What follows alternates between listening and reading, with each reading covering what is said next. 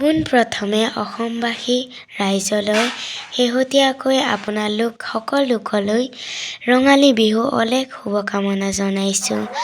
আমাৰ গাঁৱত অনুষ্ঠিত হোৱা বহুতো খেল-ধেমালি, ভেকচন প্ৰতিযোগিতা, দহ-বাম লগতে নাটক, বিহু হুঁচৰি গীত পৰিৱেশন কৰা হৈছিল। তাৰে আপোনালোকক কিছু দৃশ্য দেখুওৱা হৈছে। ভিডিঅ'টো সম্পূৰ্ণ শেষলৈকে চাই থাকিব।